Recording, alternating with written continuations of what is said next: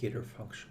So we're writing an indicator. The second line basically should be your indicator function, and it has a bunch of pretty interesting parameters. You can adjust the default behavior of your function in a pretty interesting way. So let's go quickly through all these parameters just to understand what you can do with them. So first two parameters are pretty simple. So you can select a title of your indicator and the short title as well. And if you will select the short title, then it will be displayed on your chart instead of your title.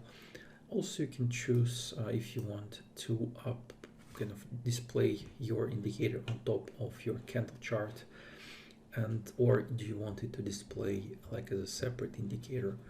So if you choose to have it overlay true, it will be plotted on top of your chart. If you display overlay false, it will be plotted in as a separate window. Also, you can select at what format do you want to display your indicator. So you can choose three parameters: format inherit, format price, and format volume. If you use inherit, you just let PineScript decide what it should display it as, but also you can specify directly that it should be like a price or this should be a volume, and then PineScript will format your numbers accordingly. Also, you can choose what precision should your indicator have.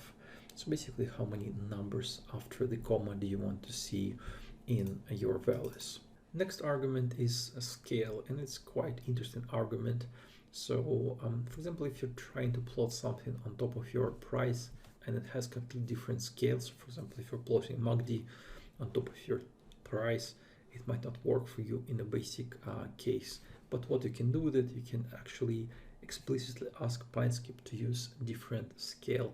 And for example, if I use scale as a scale.left, it will create me like a separate scale on the left, and this won't interfere with my price scale.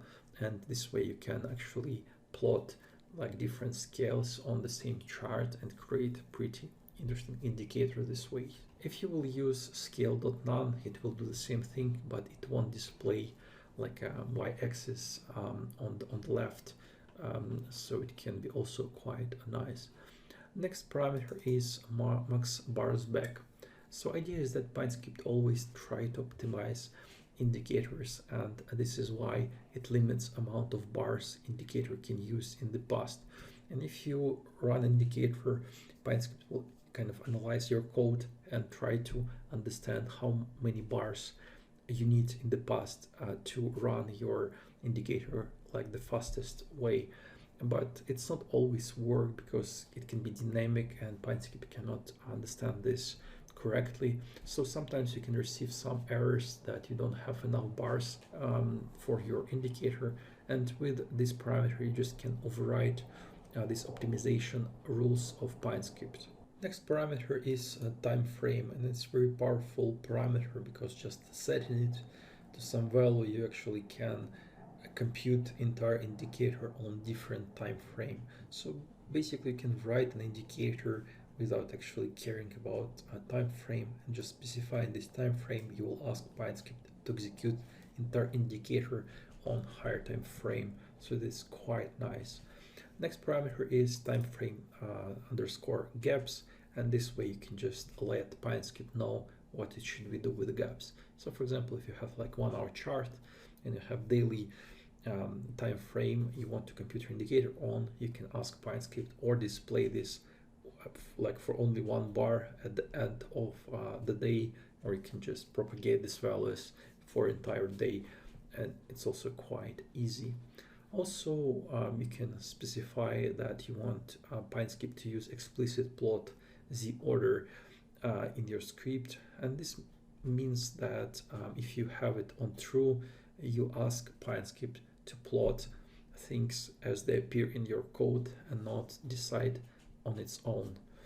And the last 3 arguments are quite simple, so these are just some limits PineScript has for optimizations.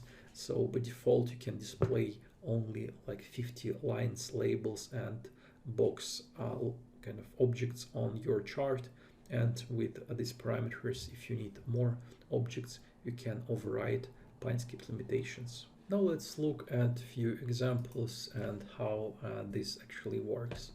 So here I have, for example, indicator. I set like a title for indicator. I set like short title. I ask it to overlay to be false. So I want to display this in a separate window. I also want it to compute it as a format.volume, and I also want the scale to be on the left. So let's edit the chart and see how it looks. And as you can see, for example, for the price, I have a scale on the right, and for my indicator, I have a scale on the left, and I ask it to be volume. So as you can see, it's kind of simplified.